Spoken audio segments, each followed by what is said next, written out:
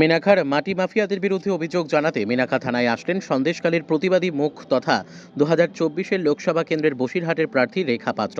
সম্প্রতি মিনাখায় দাপিয়ে বেড়াচ্ছে মাটি মাফিয়ারা। এই মাটির মাফিয়াদের জেরে কলকাতা বাসন্তী হাইওয়েতে যত্রতত্র মাটি পড়ে থাকার ফলে মাঝে মধ্যেই ঘটছে দুর্ঘটনা। রাতারাতি অবৈধভাবে জলাশয় ভরাট করা হচ্ছে। চাষযোগ্য জমি থেকে মাটি কেটে ইট ভাটায় চড়া দামে বিক্রি করা হচ্ছে। এই সমস্ত মাটি মাফিয়াদের দৌরাত্ম্যের বিরুদ্ধে প্রতিবাদ জানাতে মিনাখা থানায় অভিযোগ জমা দিলেন রেখা পাত্র। হাসনাবাদ থেকে প্রদীপ সরকারের রিপোর্ট, বিগ নিউজ বাংলা।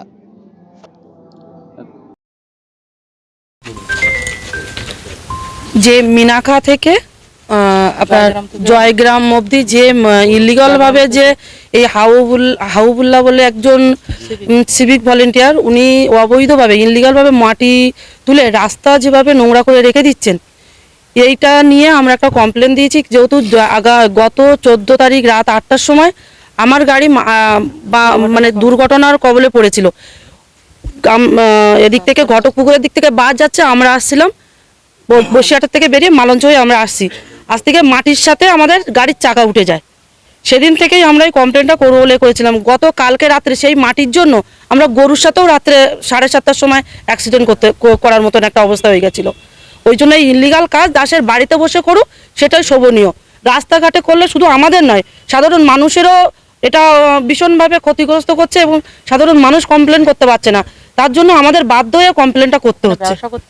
সাধারণ মানুষ কমপ্লেন করতে পারছে না। আপনারা দেখতেই পাচ্ছেন যে ঘোলাঘোষের সাথে কিভাবে সড়ক দুর্ঘটনা করে কিভাবে তাকে তার সন্তান এবং তার উপরে কিভাবে ট্যাক চাপা দিয়ে মারার চেষ্টা করা হয়েছিল। এইটাই ভেবে মানুষ কেউ আগাতে চাইছে না।